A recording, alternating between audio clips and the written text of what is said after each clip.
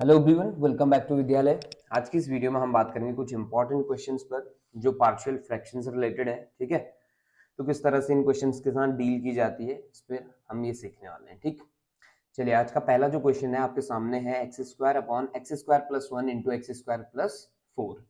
अब इसमें क्या करना है ना कि अगर आपने ये एक्स स्क्वायर वाले टर्म्स कॉमन दिख रही है ना तीनों टर्म्स में, यानी न्यूमरेटर में भी और डिनोमिनेटर में भी, तो आप क्या करो एक्स स्क्वायर को थोड़ी देर के लिए एक अदर वेरिएबल मान लो। हो सकता है आप y मान सकते हैं, z मान सकते हैं, t मान सकते हैं, वट एवर यू वांट। ठीक, उसमें चेंजेस नहीं करना। याद रखना इस बात को कि आपका dx वाला पोर्शन चेंज नहीं करूंगा मैं। देखो मैं किसे सेपरेट करने वाला हूँ उसकी बात कर रहा हूँ। इतना सा टर्म है x square upon x square plus one into x square plus four, ये है ना। इसमें क्या चेंज करने वाला हूँ, let x square equal to t, ये मान लिया बस। तो यहाँ क्या आ जाएगा, ये t upon t plus one into t plus four, that's it.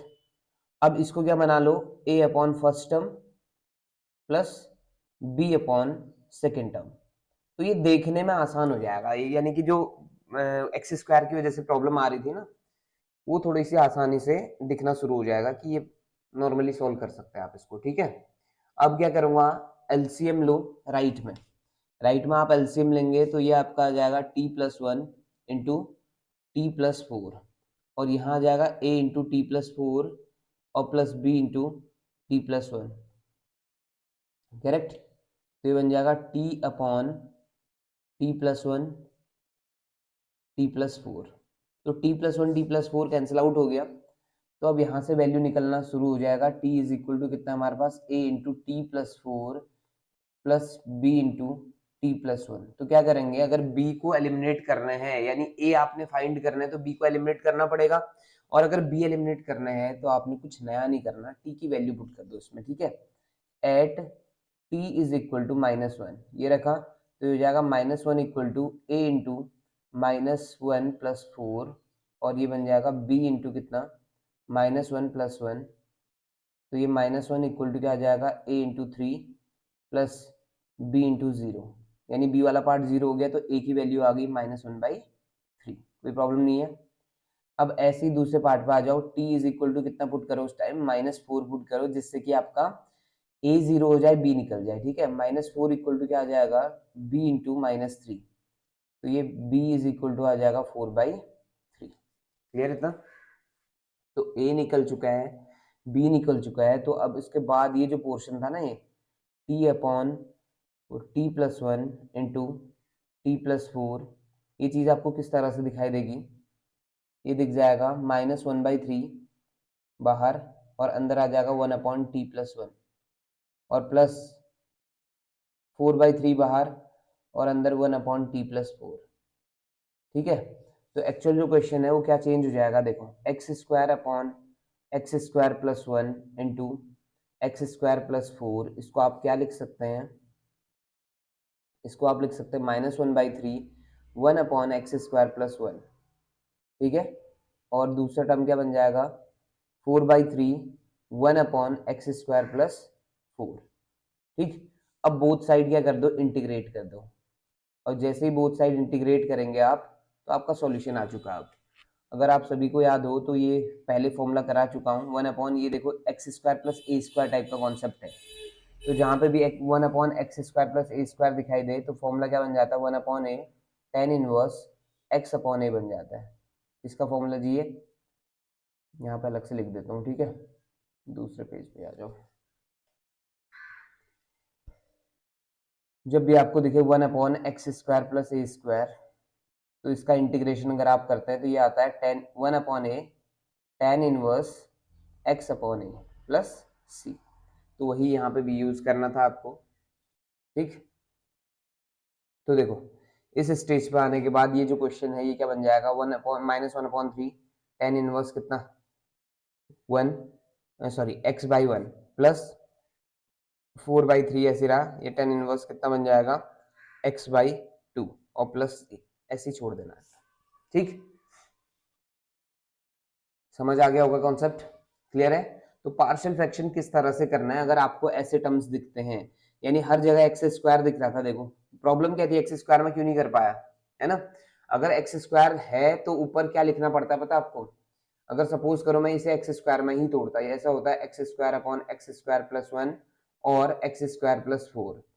तो इसे अगर सेपरेट करना होता तो a अपॉन पहला वाला टर्म, ये देखो ये क्वाड्रेटिक है, तो क्वाड्रेटिक में ऐसे नहीं लिख सकता मैं, ऊपर क्या लिखना पड़ता है ax प्लस बी टाइप लिखना पड़ता, प्लस अगले में लिखना पड़ता है सी एक्स प्लस डी टाइप, और नीचे आता है एक्स स्क्वायर प्लस 4। आता आंसर वही सेम आंसर आएगा, बस लेंथी हो जाएगा थोड़ा सा। तो उससे बचने के लिए एक्स स्क्वायर को हमने क्या मान लिया था? टी मान लिया था इनिशियली। ठीक है, तो इस चीज को आप समझेंगे। क्लियर? चलिए जी, पहला क्वेश्चन कंप्लीट हुआ। अब बात करते हैं क्वेश्चन नंबर 2 की। आपके सामने दिखाई दे रहा है आपको? ठीक, चलिए तो बात करें क्वेश्चन नंबर 2 की। तो क्वेश्चन नंबर 2 क्या कहता है कि इंटीग्रेट 10, लेकिन यहाँ पे कुछ खास है। अभी तक आपको जितने भी क्वेश्चन कराए गए हैं आपने ध्यान दिया होगा कि जो न्यूमरेटर की डिग्री है ना, वो हमेशा छोटी थी किससे? डिनोमिनेटर से, अभी तक। लेकिन इस केस में क्या हो रहा है, न्यूमरेटर की जो डिग्री है वो बड़ी हो गई है किससे? डिनोमिनेटर की डिग्री। तो आपने ये याद रखना है कि ये जो कॉन्सेप्ट है, ये जो चीज मैं करने वाला हूँ यहाँ पे, आपने ये चीज ध्यान देना है कि ये कब एप्लीकेबल है, जब न्यूमरेटर की डिग्री या तो बड़ी है या बराबर है किसके? डिनोमिनेटर की। बड़ी भी होगी तब भी यही करना है, डिनोमिनेटर के बराबर है तब भी यही करना है। ठीक है, तो ऐसे केस में आपने क्या करना है? डिविजन करना है, डिवाइड करना है। अब अगर आपको डिविजन नहीं आता तो मैं सामने बता रहा हूँ, आता है तो अच्छी बात है। ठीक है, एक्स क्यूब और एक्स स्क्वायर की टर्म नहीं है तो एक्स स्क्वायर लिख दो जीरो के साथ, और एक्स प्लस 1 सारे टर्म्स लिख देना, और यहाँ लिख दो x square plus 0x-1। Clear हो गया होगा? मैं क्या करने वाला हूँ, इस डिनोमिनेटर से इस न्यूमरेटर को डिवाइड करने वाला हूँ, देखते हैं कितनी बार होता है। तो पहली चीज आपने क्या ध्यान देनी, इसका पहला टर्म पकड़ो जरा, कौन है? एक्स क्यूब है, एक्स क्यूब, और इसका पहला टर्म कौन है? X square. तो एक्स क्यूब को एक्स स्क्वायर से डिवाइड कर दो, कितना बचा जी? एक्स। एक्स को आप यहाँ लिखो, और x से इस पूरे टर्म में हर एक टर्म को आप क्या करो? मल्टीप्लाई करो। तो x से मल्टीप्लाई किया तो क्या बनाए? X cube plus 0x² plus sorry minus x. अब आगे बढ़ेंगे तो ये माइनस हो गया, और ये इससे फर्क नहीं पड़ने वाला क्योंकि जीरो ही है, और ये प्लस हो जाएगा। ठीक, ये टर्म कैंसिल आउट, यहाँ जीरो, और ये कितना हो गया? 2x प्लस 1, ये उतर के आ गया। तो अब ये जो इसकी डिग्री है ये कितनी है? 1 है, और इसकी डिग्री कितनी है? 2। अब डिवीजन पॉसिबल नहीं है, तो इस चीज को अब आप कैसे लिखने वाले वो देख लो। यानी ये जो x cube plus x plus 1 था ना, अपॉन एक्स स्क्वायर माइनस 1, इसको आप लिखने वाले हैं x plus 2x plus 1 divided by what? X square minus 1। समझ आ गया इतना? ठीक, तो आपका पहला काम ये जो डिवीजन है, डिवीजन इतने तक ही सीमित है, आपने इतना ही काम करना है डिवाइड करके। अब ये कहानी वैसे ही शुरू हो जाएगी जैसे इससे पहले हम क्वेश्चन किया करते थे। ठीक है, चलिए देखते हैं फिर अब इसको कैसे सॉल्व करेंगे। ठीक, अब मैं ये डिवीजन वाला जो पार्ट है, पोर्शन है, इसको हटा रहा हूँ, कोई प्रॉब्लम नहीं होगी शायद किसी को। ठीक, तो डिवीजन इस तरह से करना है, और एक दो स्टेप में ही काम हो जाता है, क्योंकि आपका उसके बाद वाली जो डिग्री है वो कम हो जाती है, और कम डिग्री है हो गई तो अब डिवीजन पॉसिबल नहीं होगा, और डिवीजन पॉसिबल नहीं होगा तो फिर से पार्शियल फ्रैक्शन ओरिजिन पे आएगा। ठीक है, चलिए अब हमें क्या करना है, ये पार्ट तो आपका डायरेक्टली इंटीग्रेट हो जाएगा। आप सभी को पता है एक्स का इंटीग्रेशन कितना होता है? एक्स स्क्वायर बाई 2, कोई प्रॉब्लम नहीं, लेकिन ये प्रॉब्लम करेगा तो इसको अलग से सॉल्व करेंगे। तो ये आया 2x प्लस 1 अपॉन कितना? X square minus 1। ये एक्चुअल में कुछ नया नहीं है, ये है 2x प्लस 1 अपॉन कितना? x plus 1 into x minus 1। Correct इतना? अब मैं क्या करूंगा, इस पोर्शन को सॉल्व करूंगा, मैं इसे क्या मान लूंगा? a अपॉन पहला पार्ट प्लस b अपॉन दूसरा पार्ट। समझ आ गया इतना? क्लियर? अब इसे आप सॉल्व कैसे करेंगे? राइट में एलसीएम ले लो, a इंटू क्या आ जाएगा? x minus 1 plus b into क्या आ जाएगा? x प्लस 1, और ये एलसीएम कैंसिल आउट हो चुका होगा, ये तो समझ आता है आपको। तो अब मैं at x equal to minus 1 कह रहा हूं ताकि a निकल जाए, तो ये बन जाएगा 2 into minus 1 plus 1 is equal to what? a into minus 2 हो जाएगा, और प्लस में 0 हो जाएगा। तो a की वैल्यू क्या आ रही है बता दो जल्दी से? -2 प्लस 1 दैट इज -1, -1 को डिवाइड करोगे तो 1/2 आ जाएगा। तो x की वैल्यू आ गई कितनी? सॉरी, a की वैल्यू आ गई 1/2। अब at x equal to 1 check करेंगे तो ये आ जाता है 2 into 1 plus 1 equal to a into 0 plus b into 2। Correct? अब यहां से आप b की वैल्यू निकालते तो b इज इक्वल टू कितना आ जाएगा? ये आ जाता है 3/2। ठीक, तो x इक्वल टू -1 पे a निकल गया और x इक्वल टू 1 पर कितना b निकल चुका है, ठीक है। अब बात करते हैं कि ये जो पोर्शन है इसको आप कैसे लिख सकते हैं, a और b की वैल्यूज पुट करके सॉल्व कर लो इसको, ठीक है। तो ये बन जाएगा overall x cube plus x plus 1 upon x square minus 1 equal to बन जाएगा x प्लस, ये बनता है कितना, a की वैल्यू 1/2 पुट करो इसमें। देखो इस पोर्शन की जगह ये जो पर्टिकुलर टर्म थी इसकी जगह ये रखेंगे सारा का सारा, ठीक है। a की वैल्यू पुट करेंगे तो कितना आएगा 1/2 ऑफ 1 अपॉन एक्स प्लस 1 और प्लस b की वैल्यू पुट करो 3/2 ऑफ 1 अपॉन एक्स माइनस 1। बस इतना सा काम है आपका, ठीक। अब आप इसे इंटीग्रेट करेंगे तो बताओ एक्स स्क्वायर बाई 2 हो जाएगा ये, और ये आ जाएगा 1/2 ऑफ लॉग एक्स प्लस 1 और plus 3/2 of log x minus 1 और प्लस c। अब इसको थोड़ा रीअरेंज करना चाहते हो तो करो, अदरवाइज छोड़ सकते हो, ठीक है। तो इसमें जो मेन कॉन्सेप्ट था वो आपका पार्शियल फ्रैक्शन तो पहले बता चुका हूं, उसमें प्रॉब्लम नहीं है। मेन यहाँ पे जो नया था तो वो था आपका क्या, डिवीजन। डिवाइड कब करना है, जब न्यूमरेटर की डिग्री या तो बड़ी होगी या बराबर होगी किसके, डिनोमिनेटर के, अदरवाइज आपको डिवाइड करने की जरूरत नहीं है। क्लियर इतना।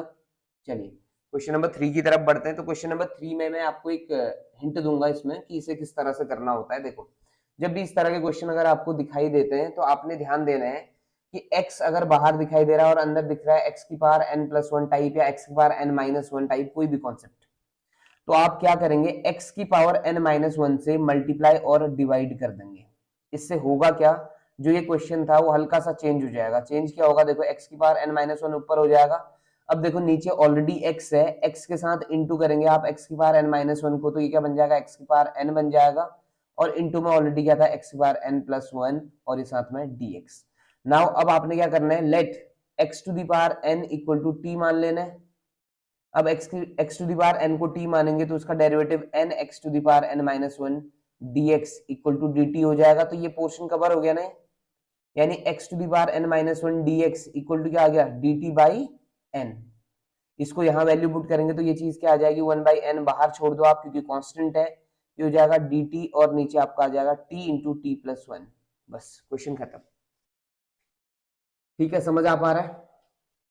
तो जब भी इस तरह का कॉन्सेप्ट होगा तो आपने ये काम करना है, ठीक। और दूसरा, जब आपको लीनियर दिखे, पार्शियल फ्रैक्शन में भी मैं आपको एक शॉर्टकट बता रहा हूं, जब आपको लीनियर दिखे और लीनियर में आपको गैप समझ आ रहा हो कि कितने का गैप है, जैसे यहाँ देखो, यहाँ t है और ये t+1 है, यानी कि पहला वाला टर्म अगर मैं ठीक से लिखूं इसे तो 1/n, और ये इंटीग्रेशन ऑफ dt अपॉन क्या हुआ, t-0 हुआ, और दूसरा क्या हुआ, t-1, सॉरी t+1, ठीक। इस तरह का टर्म हुआ, या t-0 ना कह के t+0 भी कह सकते हैं आप, ठीक। तो ऐसे केस में आपने क्या करना है, देखो दोनों के बीच का गैप समझो, एक है t एक है t+1, तो दोनों के बीच का गैप कितना है, दोनों के बीच का गैप जो है वो 1 है। दोनों के बीच का गैप कितना है जी, 1।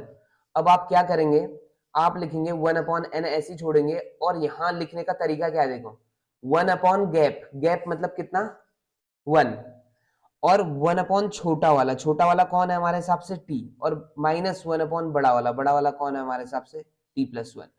तो ये डायरेक्ट वे हो गया किसको डील करने का, पार्शियल फ्रैक्शन के साथ डील करने का, ठीक है। अब अगर आपने कभी भी ध्यान देना है कि इस तरह के टर्म्स अगर आपको दिखाई देते हैं तो आप डायरेक्टली भी काम कर सकते हैं, जिसमें आपको साफ साफ दिखाई दे रहा हो कि लीनियर हो, याद रखना पहली कंडीशन है लीनियर होना चाहिए। दूसरी कंडीशन है कि आपको गैप समझ आ रहा हो, कि आपको पता चलना चाहिए कि कितने का गैप है, कितना डिफरेंस है दोनों के बीच, ठीक है। एक दो एग्जांपल और दूंगा। तो अब इसके बाद डायरेक्टली आप इसको सॉल्व कर सकते हैं। इसका जो आंसर है, सॉल्यूशन है, वो क्या आ जाएगा, 1/n ऐसे रहेगा, पहले वाले का log n log t आ जाएगा, माइनस दूसरे का log t+1 आ जाएगा, और प्लस में क्या लिख देना आप c। इन दोनों को अरेंज करिए और t की वैल्यू पुट कर दीजिए, इतना सा आपका काम है। क्लियर इतना, ठीक। अब मैं थोड़ा सा हिंट देता हूँ, आप किस किस में काम कर सकते हैं इस तरह से। जैसे सपोज करो ये क्वेश्चन हो 1/x+2 इंटू x+5, इस तरह का टर्म, ठीक। अब आपको पता चल गया कि छोटा बड़ा कौन है, x को थोड़ी देर के लिए पॉजिटिव मान लो या x को थोड़ी देर के लिए नेगेटिव भी मान, तो कोई फर्क नहीं पड़ने वाला, ठीक। x को मान के चलो कि पॉजिटिव है, ठीक। अब x+2 और x+5, इन दोनों में बड़ा कौन हुआ, x+5, और छोटा कौन हुआ, x+2। गैप कितने का, 3 का। तो इसको आप डायरेक्टली क्या लिख सकते हैं पता है, 1/3 ऑफ 1 छोटा वाला माइनस 1 बड़ा वाला। बस ये तरीका आपका डायरेक्ट इसको आपका सॉल्यूशन तक ले आएगा, यानी कि वो पार्शियल फ्रैक्शन में उतना सारा काम नहीं करना पड़ेगा, ए और बी नहीं फाइंड करने पड़ेंगे, डायरेक्टली ऐसे कर सकते हैं। ठीक है, मैक्सिमम क्वेश्चन आपको इस तरह से मिल सकते हैं उधर। ठीक, टाइम कंज्यूमिंग नहीं होंगे, आपको सोचना है और डायरेक्टली आंसर लिखना है। क्लियर? चलिए अब बात करते हैं इसके सेकंड पार्ट यानी कि फोर्थ क्वेश्चन की बात करते हैं। और fourth question as it is है थर्ड क्वेश्चन के, बस फर्क कितने का है, एन की जगह कितना आ गया है, 4 आ गया, तो ये आपके लिए होमवर्क है। ठीक है, इसका आप आंसर बता देंगे मुझे। क्लियर? चलो नेक्स्ट पे आओ, क्वेश्चन नंबर 5। क्वेश्चन नंबर 5 को अगर आप कर पाए तो ट्राई कर सकते हैं, अदरवाइज देखो कैसे करना है मैं बताता हूँ।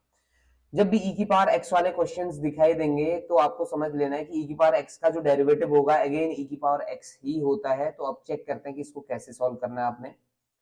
तो देखिएगा, let e to the power x equal to t मान लो इसमें, और t मानते ही क्या आ जाएगा, e की power x dx equal to क्या आ जाएगा, dt आ जाएगा। कंफर्म है ना? क्लियर? तो ये क्या बनना है, e की power x dx equal to dt बन गया, तो dx इक्वल टू क्या बन जाएगा, dt upon e to the power x, but e to the power x can be written as t। तो इसका मतलब हुआ dx equal to what, dt upon t। तो आ जाओ जल्दी से इसमें सॉल्व, वैल्यूज पुट करो तो i इज इक्वल टू आपको क्या दिखने वाला है, dt अपॉन t, और अंदर दिख जाएगा t माइनस 1। तो ये क्वेश्चन इसमें रिड्यूस हो गया, यानी कि इतना बड़ा सा क्वेश्चन जो था वो ऐसे रिड्यूस हो गया। अब आप क्या करने वाले हैं इसके साथ, अगेन पार्शियल फ्रैक्शन, और इस बार भी आपको लीनियर दिख रहा है, गैप साफ साफ दिखाई दे रहा है। गैप कितने का जी, गैप है 1 का, और ये लीनियर है, तो आप इसको डायरेक्टली भी सॉल्व कर सकते हैं। 1 अपॉन गैप दैट इज 1, और अंदर क्या आ जाएगा, 1 अपॉन छोटा वाला, छोटा वाला कौन है इस बार मेरे हिसाब से, 1 अपॉन टी माइनस 1, और माइनस 1 अपॉन बड़ा वाला यानी टी। Problem solve. ठीक, अब इसके बाद आप इंटीग्रेट कर देंगे इसको dt, और इंटीग्रेट करेंगे तो ये आ जाएगा log t minus 1 minus log t, और प्लस c, t की वैल्यू पुट करिए, और उसके बाद साथ ही साथ क्या करना है आपने, log की प्रॉपर्टी लगानी है, log m minus log n, आपका सॉल्यूशन आ जाएगा। क्लियर है इतना? ठीक, ये चीज आपको समझ आ गई होगी। ठीक है, तो आई होप कि आपको वीडियो पसंद आया होगा, अगर ऐसा है तो please do like share and subscribe. अब आपसे मिलेंगे एक नेक्स्ट वीडियो में। Thank you so much for watching.